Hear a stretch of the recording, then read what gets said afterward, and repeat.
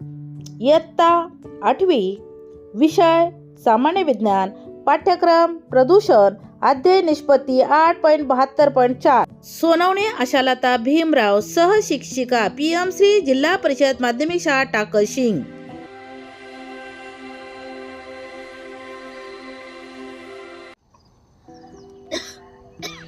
तर पहा मुलांनो, मानवाच्या हस्तक्षेपामुळे पृथ्वीवर वेगवेगळ्या प्रकारच्या समस्या निर्माण झालेल्या आहेत. मग ह्या समस्या कशामुळे निर्माण झालेल्या आहेत? तर त्याचे मुख्य कारण म्हणजे आपल्या पृथ्वीवर होणारे वेगवेगळ्या प्रकारचे प्रदूषण होय. मुलांनो, आता आपण प्रदूषण म्हणजे काय हे पाहणार आहोत. औद्योगिकीकरण, वाढती लोकसंख्या, खाणकाम, त्याचबरोबर वाहनातून निघणारा धूर, कीटकनाशकांचा व शेतीसाठी खतांचा वाढता वापर यामुळे प्रदूषण मोठ्या प्रमाणावर घडून येत आहे. त्याचबरोबर प्रदूषणाचे परिणाम माणसांबरोबर वनस्पतीवरही होऊ लागले आहेत.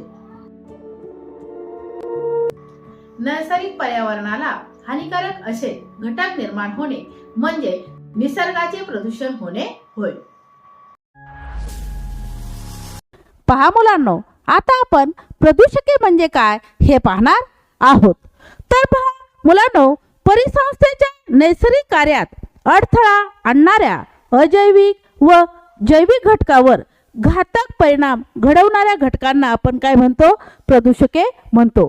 तर चित्रामध्ये मी तुम्हाला वेगवेगळ्या प्रकारची प्रदूषके दाखवलेली आहेत. प्रदूषणे पर्यावरणात जास्त प्रमाणात सोडली गेल्यास पर्यावरण विषारी व अनारोग्यदायक बनते. मित्रांनो, प्रदूषके दोन प्रकारचे आहेत. एक आहे नैसर्गिक प्रदूषके आणि दुसरा आहे मानवनिर्मित प्रदूषके. तर मुलांनो, नैसर्गिक प्रदूषके आहेत हे कालांतराने नष्ट होणारे आहेत, परंतु जे मानवनिर्मित प्रदूषके आहेत ते मात्र नष्ट होत नाहीत. मुलांनो, मानवनिर्मित प्रदूषके दोन प्रकारचे आहेत. एक आहे हवा प्रदूषके आणि दुसरा आहे जल प्रदूषके. विषारी वायू, धूर, धूलिकण, सूक्ष्मजीव यासारख्या घातक पदार्थामुळे हवा दूषित होण्यास हवेचे प्रदूषण म्हणतात. हवा प्रदूषणाची दोन कारणे आहेत. नैसर्गिक कारणे, मानवनिर्मित कारणे. नैसर्गिक कारणे पाहूया. एक, ज्वालामुखीचा उद्रेक. उद्रेकातून घनरूप, वायुरूप व द्रवरूप पदार्थ बाहेर पडतात. उदाहरणार्थ hydrogen sulphide, sulphur dioxide, carbon dioxide, ammonium chloride, hydrogen. भूकंप. भूकंपामुळे पृथ्वीच्या अंतर्गत भागातील विषारी वायू व पाण्याची वाफ मोठ्या प्रमाणात हवेत मिसळली जाते. नंतर आहे वावटळी व धुळीचे वादळे. जमिनीवरील धूळ, केरकचरा, माती, परागकण व सूक्ष्मजीव हवेत मिसळतात. वनवे.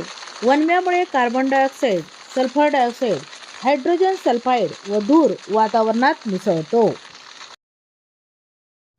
सूक्ष्मजीव हवेत मिसळल्यामुळे काही जीवाणू, कवकांचे बीजाणू हवेत मिसळतात. मुलांनो, आता आपण पाहणार आहोत हवा प्रदूषणाचे मानवनिर्मित कारणे. त्यामध्ये इंधनाचा वापर, दगडी कोळसा, लाकूड, LPG, रॉकेल, डिझेल, पेट्रोल यांच्या वापरामुळे carbon dioxide, carbon monoxide, nitrogen oxide, sulphur dioxide, शिशाची संयुगे हवेमध्ये मिसळतात. मुलांनो, तुम्ही पाहिले आहे घनकचरा, शेतीचा कचरा, बागेतला कचरा उघड्यावर जाळल्यामुळे हवा प्रदूषण होते. औद्योगिकीकरण. प्रचंड प्रमाणात धूळ बाहेर पडतो. गंधकाची भस्मे, नायट्रोजन ऑक्साईड वातावरणात मिसळतात. पुढचे कारण आहे अणुऊर्जा निर्मिती व अणुस्फोट. अणुऊर्जा निर्मितीत युरेनियम, थोरियम, ग्रॅफाइट, प्लुटोनियम या मूलद्रव्यांच्या वापरामुळे किरणोत्सर्जन होऊन हवा प्रदूषण घडून येते. मुलांनो, तुम्हाला माहीत आहे का, मानवनिर्मित प्रदूषणामुळे इतिहासात काही घटना घडून गेलेल्या आहेत. अशीच एक घटना 5 ते 9 डिसेंबर 1952 साली लंडनमध्ये घडली.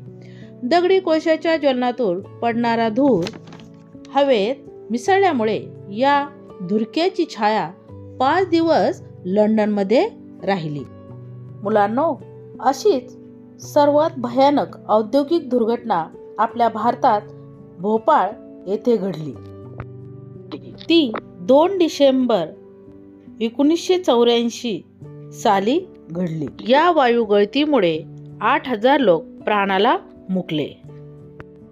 हवा प्रदूषणाला जबाबदार असणारी हवा प्रदूषके व त्यांचे मानवावर होणारे दुष्परिणाम आता आपण पाहूया. सल्फर डायऑक्साईडमुळे डोळे व श्वसन मार्गाचा दाह, अतिरिक्त कफ निर्मिती होते. कार्बन मोनॉक्साईडमुळे रक्ताच्या ऑक्सिजन धारण क्षमतेत घट होते. त्याचबरोबर नायट्रोजनची ऑक्साईडे फुफ्फुसे व श्वसन मार्गात दाह निर्माण करतात. मिथेनमुळे त्वचेचा कर्करोग, विषबाधा होते. मुलांनो, हा घटक तुम्हाला समजला असेलच. तर आता यावरील स्वाध्याय सोडवा. महाराष्ट्रातील मोठ्या शहरांमध्ये व गावामध्ये वायू प्रदूषणाचा मानवी स्वास्थ्यावर काय परिणाम होतो याची माहिती मिळवा.